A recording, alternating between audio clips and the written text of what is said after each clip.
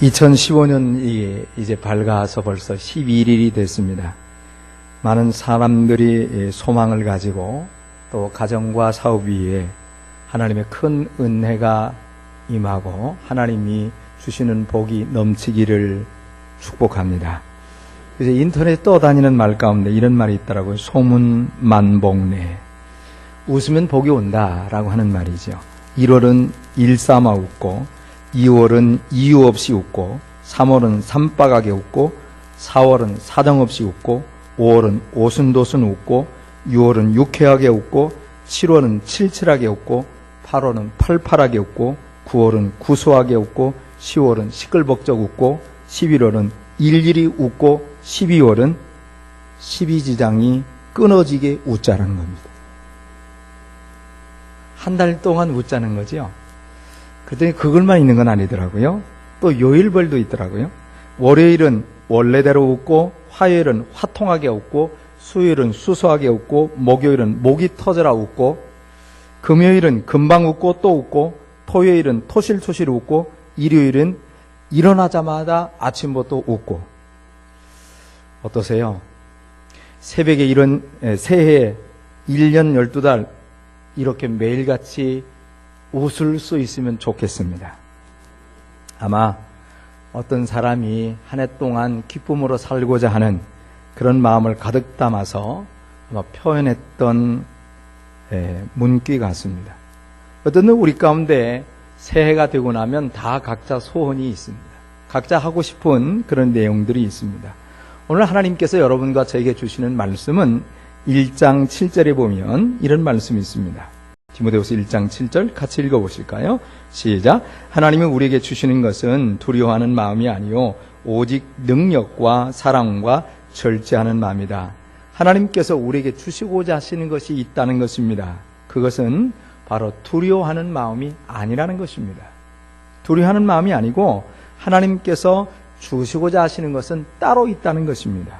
여러분 가만히 생각해 보면 우리에게 찾아오는 두려움이 있다는 말이죠. 여러분 그렇지 않아요? 새해가 시작되면 여러분 소망도 있지만 두려움이 있잖아요. 내가 일하면 실패하면 어떡할까? 내가 이제 앞으로 취직해야 되고 이렇게 해야 되는데 거기서 시험에 떨어지면 어떻게 될까? 심지어 어떤 사람은 몸이 이상해서 내가 이렇게 아프다가 죽으면 어떻게 될까? 죽음에 대한 두려움도 있지요. 아마 작년에 우리나라 전쟁설 때문에 야, 이 나라 전쟁이 일어나면 어떡할까? 그런 것도 있었죠. 때로는 이런 것도 있잖아요. 내가 악령에 시달리면 어떡할까? 이런 두려움. 내가 또 왕따 당하면 어떡할까? 라고 하는 두려움도 우리 가운데 있잖아요. 사람마다 우리는 두려움이라고 하는 것이 찾아오기 마련입니다. 그런데 오늘 본문에 이 두려움을 주는 것은 하나님이 주는 것이 아니라는 것입니다. 다시 한번 7절을 보시면 7절 같이 보십시다. 시작. 하나님이 우리에게 주시는 것은 두려워하는 마음이 아니요 오직 능력과 사랑과 절제하는 마음이다. 여러분 하나님께서 우리에게 두려운 마음을 주시지 않는다는 것입니다. 그렇다면 우리가에게 찾아오는 두려움은 누가 준다는 말입니까? 이건 두말할 것 없이 사탄이 주는 마음입니다. 여러분 두렵다고 하는 것은 겁, 비겁, 그 다음에 두려움이라는 뜻인데 우리에게 겁을 주고 비급한 마음을 주고 두려운 마음을 주는 것은 하나님이 주는 것이 아니라 사단이 주는 하나의 일이라는 것입니다. 여러분 예수를 안 믿는 사람들은 연초가 딱 되면 보통 하는 것이 뭐냐면 토정비결을 봅니다. 토정비결을 보면서 자기의 운명을 1년의 운명을 한번 점쳐보는 것입니다. 어떤 사람은 점집에 찾아가서 자신의 운명을 한번 점쳐보는 것입니다. 왜 연초에 그곳을 찾아가 그 일들을 할까요? 그것은 마음속에 두려움이 있다고 하는 증거가 아니겠습니까? 자기가 한 해를 살아가면서 불안한 요소가 있기 때문에 그걸 의지해서 저 한번 듣고 싶은 것입니다. 내 한 해 동안 가족은 어떻게 될까? 내가 다니는 직장은 어떨까? 내가 경영하는 사업체는 어떻게 될까? 라고 하는 두려움이 있기 때문에 그 두려움을 피하고자 하는 마음으로 점집을 찾아가거나 아니면 토종비결을 보게 되는 거지요. 이것을 이용해서 무속인들은 사람들의 연약한 마음을 충분히 이용합니다. 올해 애군이 꼈습니다. 그러니 구슬 한 판 하셔야 합니다. 이렇게 하면 됩니다. 저렇게 하면 됩니다. 라고 하는 조건을 걸어서 여러분 돈을 흥정하고 그리고 그 돈에 맞게 여러분 부적을 써주기도 하고 구슬하지 않겠습니까? 그 부적을 가지고 어떤 사람은 벽에 넣고 다녀야 된다, 지갑에 넣고 다닌다, 옷 속에 넣고 다니면 애군이 사라진다고 얘기합니다. 그래서 안 믿는 사람들은 그렇게 하는 사람들이 많이 있습니다. 요즘 박근혜 대통령의 신임을 받았던 비서였던 정윤의 사건으로 한간에 떠들썩했습니다. 사람들이 의심을 샀고 좋지 못한 사람으로 사람들 입방에 오르내렸습니다. 그는 그런데 유명한 점쟁이에게 수시로 찾아가서 자기의 운명을 점쳐봤던 사람이라고 합니다. 그래서 여러분 사주도 보고 때로는 출세운도 보고 애군을 보기도 하고 애군을 몰아내는 방법도 배웠겠죠. 여러분 그 사람이 박근혜 대통령을 대통령으로 세우는 데까지는 1등 공신이라고 해도 과언이 아닐 정도로 많은 일들을 감당했습니다. 그러나 정작 자기의 출세운은 자기의 뜻대로 되지 아니해서 많은 사람들의 입에 오르락 내리락 하고 있습니다. 놀라운 것은 그렇게 점을 치어뒀던 사람이 감옥까지 갔던 전과 과거가 있다는 사실입니다. 사주니 점이니 토종비거리니 다 허당 아닙니까? 속임수라는 것입니다. 그런 것이 자꾸 마귀가 사람들을 미혹하고 하수위로 만드는 하나의 통로에 지나지 않는다는 것입니다. 사단은 사람들에게 이렇게 두려움을 심어주고 마음에 그 두려움을 사롭게 만들어서 그를 하수위로 전락시키고 자기 마음대로 사람들을 조종하고 부리는 것입니다. 그렇다면 사단은 안 믿는 사람에게만 이런 두려움을 갖다 줄까요? 그렇지 않습니다. 사무엘상 17장을 보면 한 골짜기를 두고 한쪽 지역에는 이스라엘 군대가, 한쪽 군대는 블레셋 군대가 진을 치고 있었습니다. 한쪽 편 군대에는 이스라엘 군대는 한쪽 편에 있는 블레셋 군대의 아주 거구 그리고 거장인 그 골리앗이라는 그 사람의 소리에 위압감을 느끼고 두려움을 느끼고 부들부들 떨었습니다. 무려 사자 앞에 토끼처럼 그들은 40일 동안을 견뎌야 했습니다. 17장 사무엘상 17장 24절에 보면 그 상황을 이렇게 묘사하고 있습니다. 이스라엘 모든 사람이 그 사람을 보고 심히 두려워하여 그 앞에서 도망하니, 골리앗이 등장하자마자 두려움을 떨었고, 그리고 어떤 사람은 심지어 골리앗이 나타나기만 하면 무서워서 도망갔다고 하는 사실입니다. 골리앗을 보고 심히 두려워하여 도망갔는데 과연 그 두려움은 누가 그애들에게 심어준 것입니까? 그것은 골리앗이 준 것이 아니라 바로 사단이 믿던 이스라엘 백성들 마음속에 그것을 넣어주게 되었다고 하는 것입니다. 사단은 이처럼 눈에 보이지 않습니다. 그럼에도 불구하고 골리앗을 통하여 이스라엘 백성들에게 두려움을 갖다 준 것입니다. 그 두려움이 이스라엘 진영 온 곳에 퍼지니까 군사들은 자신감을 상실해버렸습니다. 그래서 스스로 패배한 것처럼 여겼습니다. 그리고 심지어는 자기들이 도망가는 사람으로 전락하고 말았다는 것입니다. 여러분 여기뿐입니까? 민수기 13장과 14장에 보면 약속의 땅을 코앞에 뒀던 이스라엘 백성들의 모습이 등장합니다.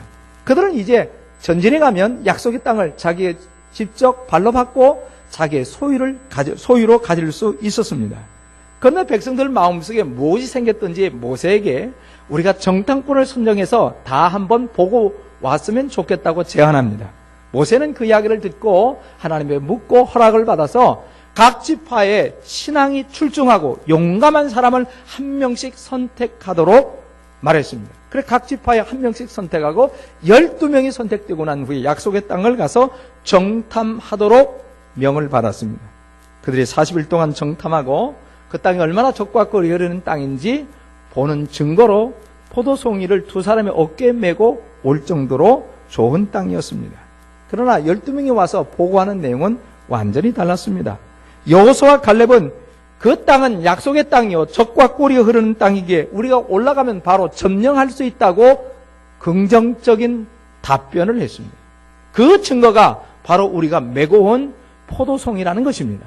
그러나 10명은 그 이야기를 듣자마자 그 땅은 아주 좋은 땅이 아니고 그곳에는 아주 우리가 감당하기 어려운 안악 자손들이 살고 있으며 우리가 보기에 메뚜기 같고 우리는 그들에게 이길 수 없다고 말했습니다. 즉 10명은 부정적 보고를 한 것입니다. 백성들은 그 두 보고를 받고 10명의 보고를 받아들이고 두려움에 떨었습니다. 그리고 그들은 그 두려움에 사로잡혀서 결국은 40년 동안 약속의 땅을 한 번도 밟지 못하고 광야에서 삶을 마감하는 모습이 등장합니다. 사탄이 쓰는 전술과 전략에 이스라엘 백성들이 눈이 먼 것입니다. 사탄은 지금도 믿는 사람들에게 끊임없이 두려움을 주어서 모든 것이 끝났다고 계속 속삭이는 것입니다. 이것이 보이지 않는 사탄의 노림수라고 하는 것입니다. 하나님을 믿는 사람도 사탄이 주는 이 두려움에 사로잡히게 되면 곧바로 사단의 종이 되는 것입니다. 사단의 사환이 되고 사단이 시키는 대로 끌려다는 하수인으로 전락되고 마는 것입니다. 그렇게 되면 마음은 피폐해지고 마음은 실패로 가득 차고 좌절과 절망으로 가득 차서 인생의 소망도 용기도 그리고 그 가운데 무엇을 해야 되겠다는 그런 힘도 다 상실하고 마는 것입니다. 그것을 우리는 사단에게 마음을 도적 맞았다고 하고 인생은 그렇게 되고 마는 것입니다. 사막에 사는 방울뱀이라고 하는 것이 있는데 이 방울뱀이 다람쥐를 사냥하는 것을 보면 참 신기합니다. 다람쥐는 얼마나 잘 다닙니까? 빠르게 다니는데 다람쥐가 나무에 올라가면 이 방울뱀은 나무 밑에 가갖고 그리고 나서 고리로 방울소리를 냅니다. 그 방울소리가 나면 다람쥐가 밑을 내다보고 그 소리를 귀걸이 듣습니다. 그 순간 이 방울뱀은 머리를 쳐들고 다람쥐를 째려봅니다. 다람쥐는 그 방울뱀이 째려보는 그것과 소리나는 그것 때문에 두려움에 사로잡혀서 나중엔 결국 나무에서 떨어지고 맙니다. 여러분 생각해 보십시오. 나무에 떨어졌다 하더라도 다람쥐가 도망가면 뱀이 물 수 있을까요? 제가 생각하면 못 물을 것 같아요. 다람쥐가 얼마나 빠릅니까? 지그재그로 왔다 갔다 하면 결코 못 물을 텐데 떨어졌음에도 불구하고 이미 두려움에 사로잡힌 이 다람쥐는 꼼짝도 못하는 것입니다. 그러면 방울뱀이 가서 그 다람쥐를 삼켜버리고 만다는 것입니다. 여러분 이처럼 두려움이라고 하는 것은 사람을 삼키는 존재입니다. 사단들이 계속 두려움을 집어넣어서 우리를 삼켜 자기의 하순위로 전락시키는 것이 지금도 보이지 않는 사단들의 술책이고 전술이고 전략이라는 사실입니다. 오늘 본문은 사단이 주는 두려운 마음이 있기 때문에 하나님 그냥 두고 보신다는 것이 아닙니다. 하나님은 하나님의 자녀들에게 두려움을 이길 수 있는 그런 놀라운 것을 우리에게 주신다는 것입니다. 하나님께서 그 자녀에게 주시는 것이 무엇이라고 오늘 말합니까? 오늘 본문을 다시 한번 보시면 이렇게 말합니다. 하나님 우리에게 주시는 것은 두려워하는 마음이 아니요 오직 뭐라고요? 능력과 그 다음 사랑과 그 다음 뭐라고요? 절제하는 마음이다. 그렇습니다. 하나님이 우리에게 주시는 것은 능력과 사랑과 절제하는 마음을 주신다는 것입니다.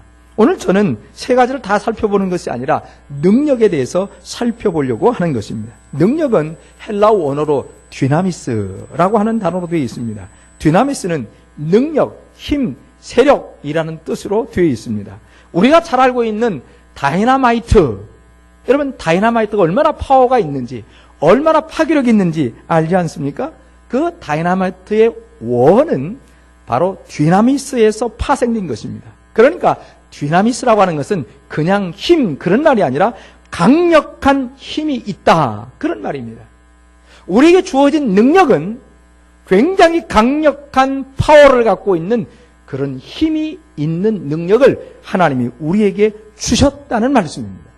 아마 사도행전 1장 8절을 기억하면 사도행 1절 8절이 있지 않습니까? 오직 성령이 너희에게 임하시면 그 다음 뭐지요? 너희가 권능을 받고, 여러분 그 권능이라는 단어를 헬라어 원어에서 디나미스라고 하는 것입니다.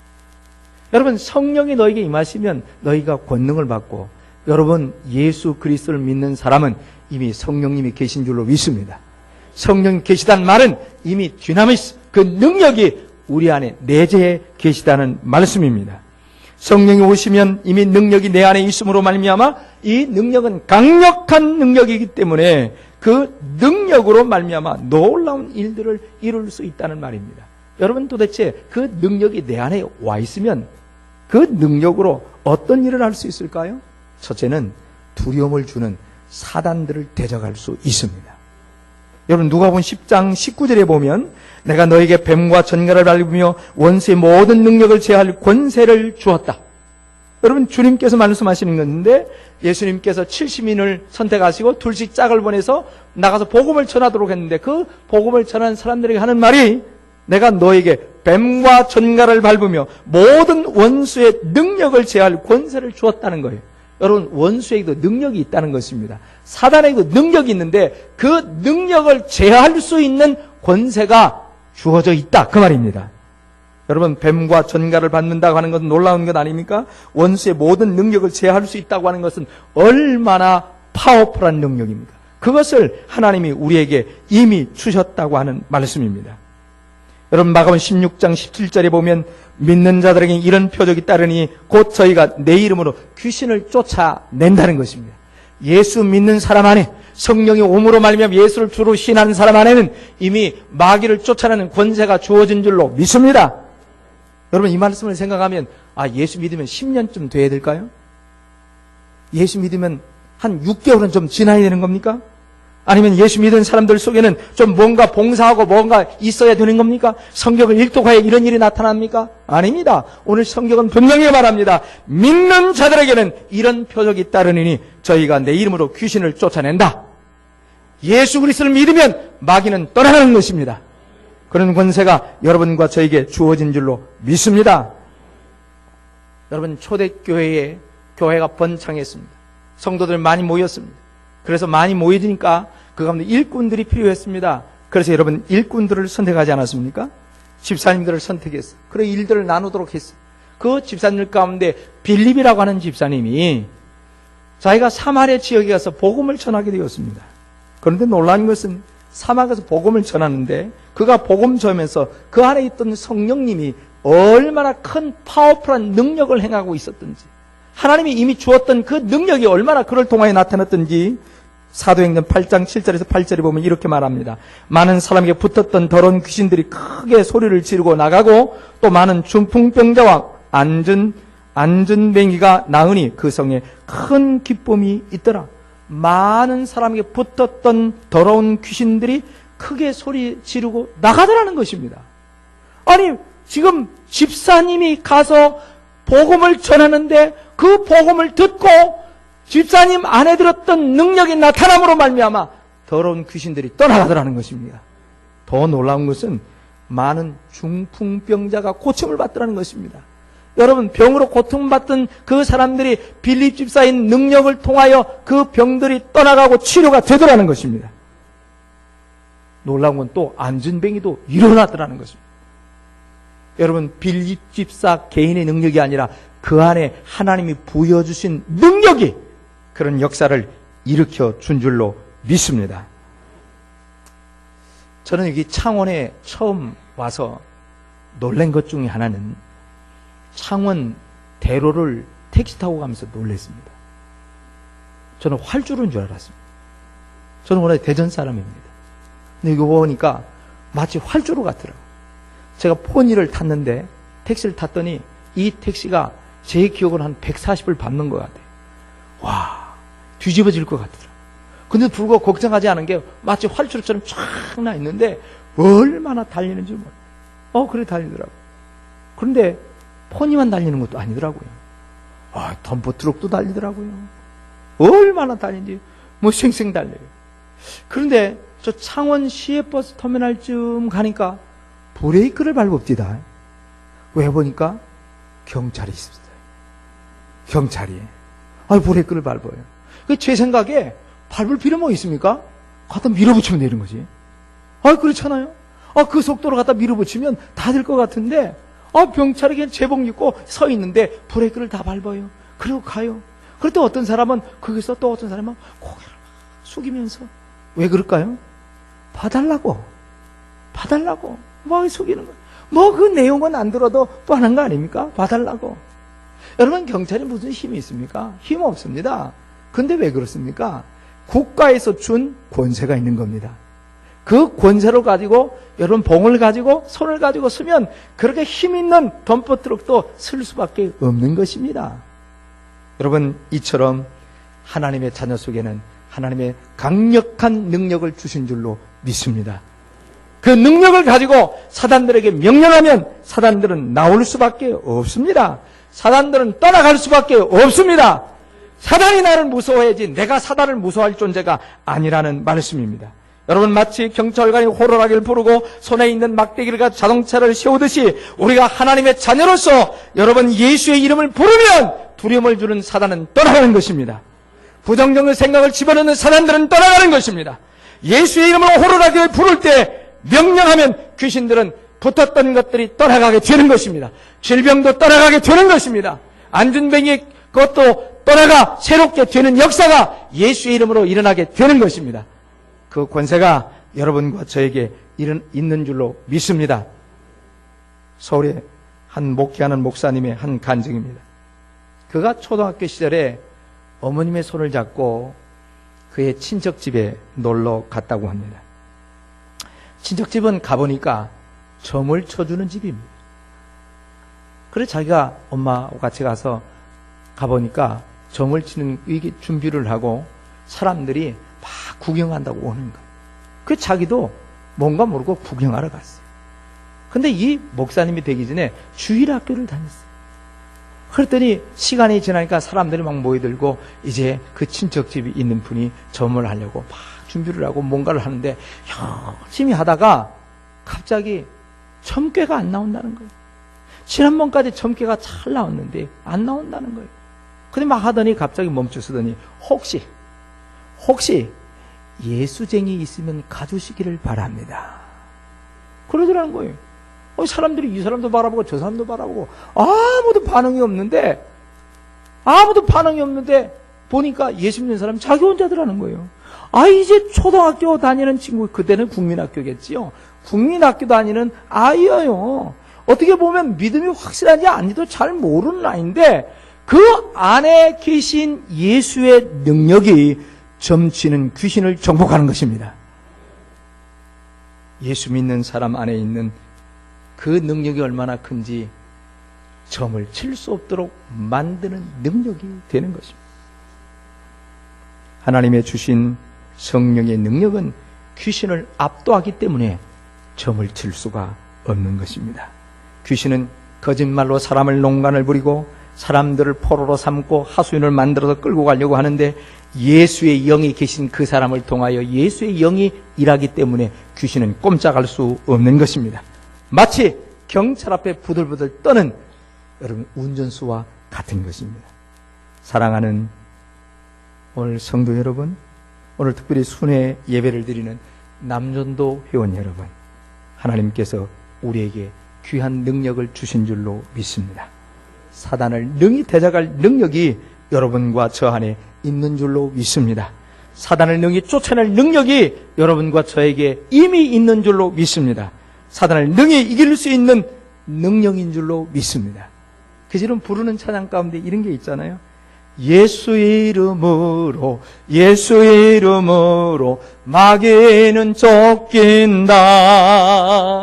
예수의 이름으로 마귀는 쫓긴다. 예수의 이름으로 나갈 때 누가 나를 괴롭히리요. 예수의 이름으로 나갈 때 악마는 쫓긴다. 아멘. 아십니까? 알면 같이 한번 해봅시다. 반주가 되나요?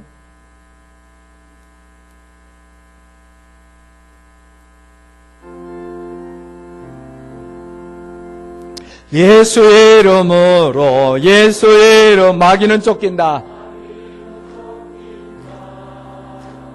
예수의 이름으로 마귀는 쫓긴다. 예수 이름으로 나갈 때 누가 나를 괴롭히려.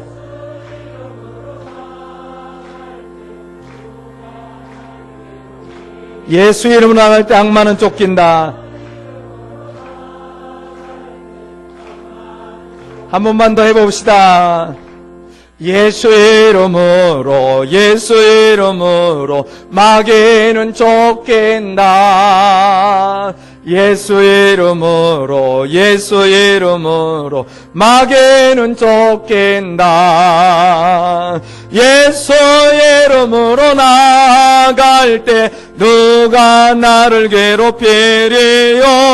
예수 이름으로 나갈 때 마귀는 쫓긴다.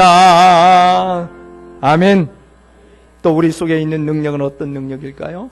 여러분, 어떤 환경에서도 승리하며 살아갈 수 있는 능력인 줄로 믿습니다. 빌립보 4장 13절에 이런 말씀이 있습니다. 내게 능력 주시는 자 안에서는 내가 모든 것을 할 수 있느니라. 여러분, 이미 하나님이 우리에게 능력을 주었습니다. 근데도 불구하고 하나님의 능력이 거기서 멈출까요? 아닙니다. 하나님은 계속 우리에게 능력을 제공해 준다는 말씀입니다.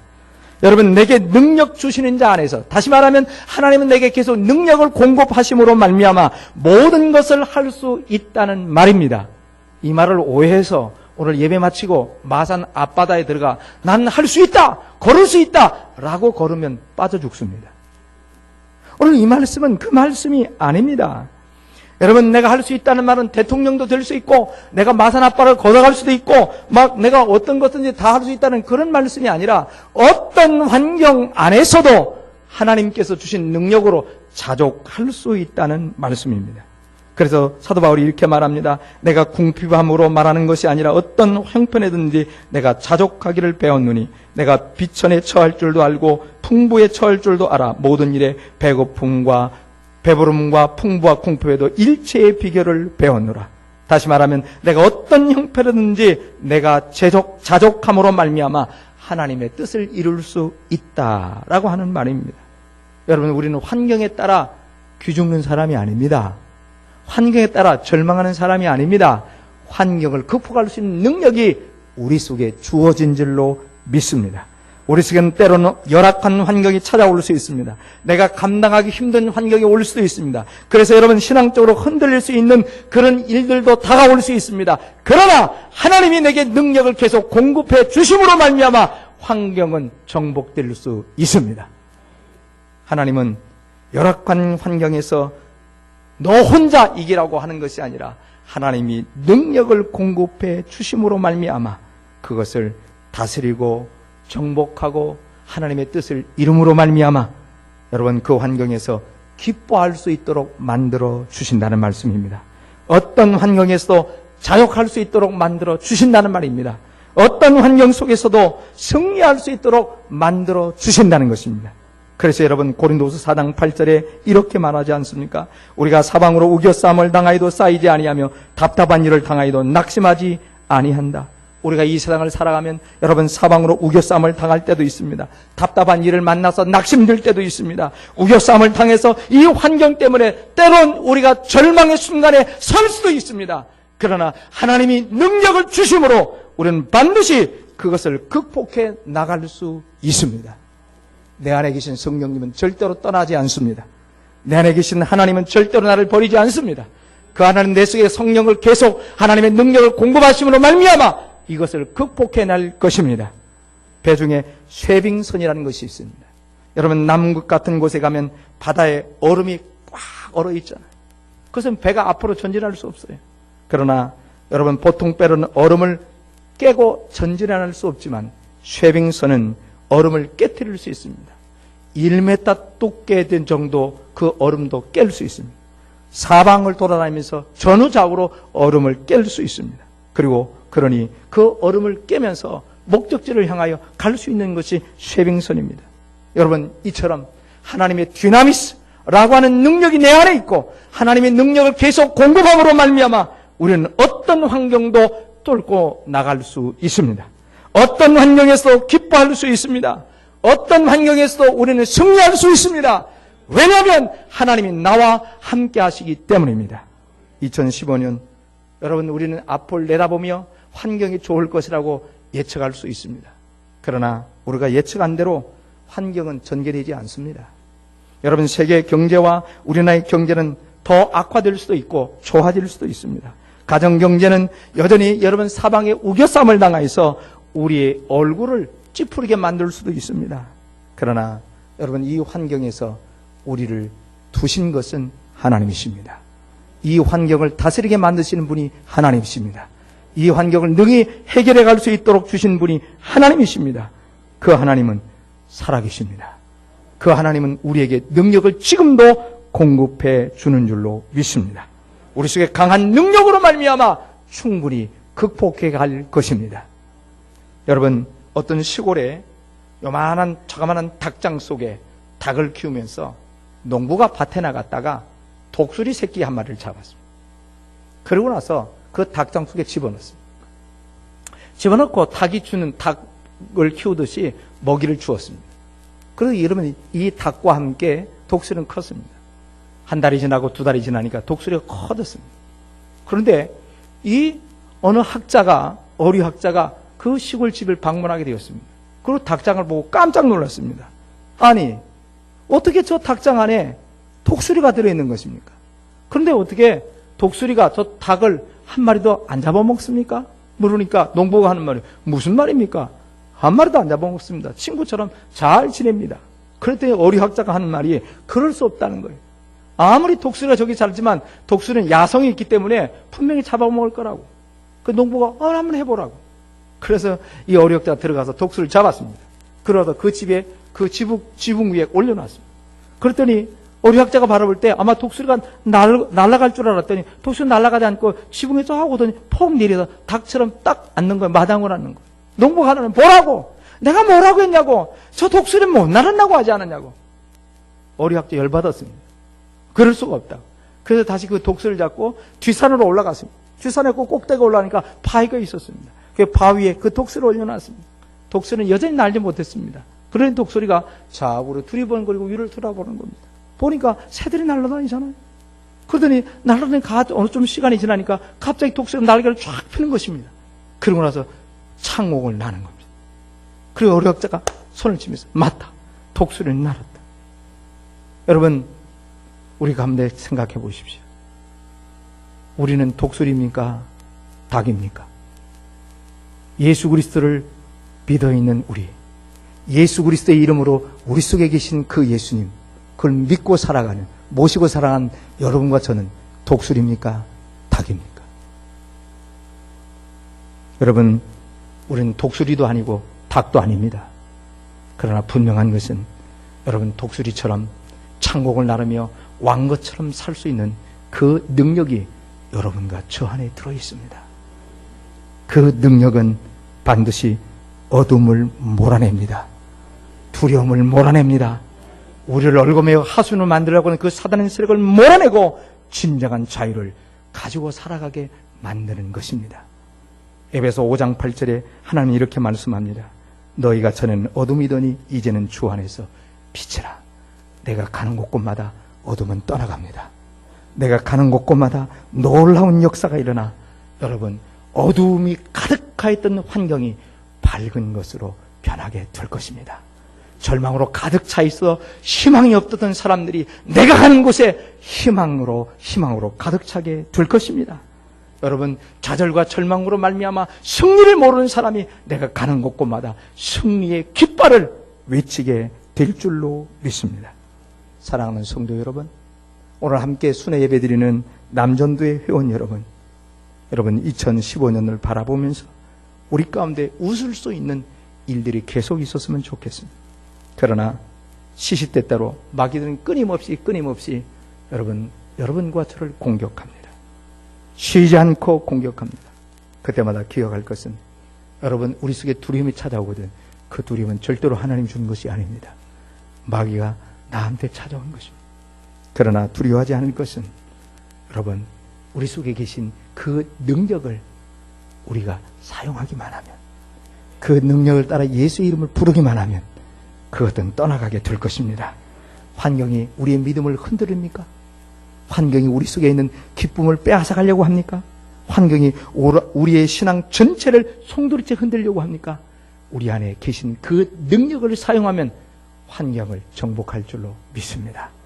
그런 놀라운 역사가 여러분에게, 저에게 있기를 축복합니다. 여러분, 이 말씀 생각하시면 한번 통성으로 기도하십시다. 소리내서 이 시간 우리 1, 2분 동안 소리내서 통성으로 기도하겠습니다. 하나님 아버지 감사합니다. 오늘 우리의 삶을 바라보고 하나님 앞에 간구하오니 주의 역사하시고 주관해 주시옵기를 간절히 소원합니다. 아버지 하나님, 2015년을 시작했지만 우리가 오면서 우리가 겪는 일들이 많습니다. 아버지 하나님, 일들을 바라보고 우리가 절망고 찾아라는 것이 아니라 하늘에 하나님께서 하신 일들이 무엇인가를 바라봅니다. 이미 하나님께서 내게 주신 능력이 무엇인가를 생각해 봅니다. 이 놀라운 역사가 내 안에 있음을 알고 고백합니다. 그것뿐만 아니라 하나님의 능력은 내게 계속 공급되므로 예수의 이름을 부르는 곳마다, 예수의 이름을 사용하는 곳마다 놀라운 역사는 계속될 줄로 믿습니다. 환경이 나를 두렵게 합니까? 또한 하나님의 절망과 좌절이 내게 드리워집니까? 그때마다 하나님 내 것을 붙잡지 않고 내 안에 계신 예수 그리스도 그 능력을 사용함으로 여기서 진정한 자유를 경험할 수 있는 복된 종들이 되게 하여 주옵소서. 순회 헌신 예배드리는 사랑하는 하나님의 우리 남전도회 회원 여러분, 그들 속에 하나님의 크신 능력이 있음으로 말미암아 이 모든 능력으로 하나님의 새해를 계획하고 새로운 놀라운 역사를 이룰 수 있도록 도와주옵소서. 감사드립니다. 감사드립니다. 하나님 아버지 감사합니다. 우리가 오늘 하나님의 말씀을 받았습니다. 하나님, 우리 속에는 이미 예수 그리스도를 통하여 우리 안에 놀라운 역사가 있는 줄로 믿고 우리 안에 능력이 주어진 줄로 믿습니다. 이 능력은 다이나보다 더 강력한 힘을 갖고 있는 능력인 줄로 믿습니다. 사단 권세를 결박시키고 쫓아내는 능력인 줄로 믿습니다. 이 능력이 나로 말미암아 나타날 줄로 믿고, 또한 하나님 환경이 나를 사로잡아오고 하나님의 숱한 일들이 내 앞에 절망의 그림자를 가져올지라도 하나님이 주신 그 능력으로 이 환경을 다스리고 정복하는 능력 있는 종들이 되게 하옵소서. 특별히 하나님 순회 헌신 예배드리는 남전도의 회원들에게 크신 능력을 이미 주셨사오니 이 능력을 발휘하는 한 해가 되게 하옵소서. 예수님 이름으로 기도드리옵나이다. 아멘.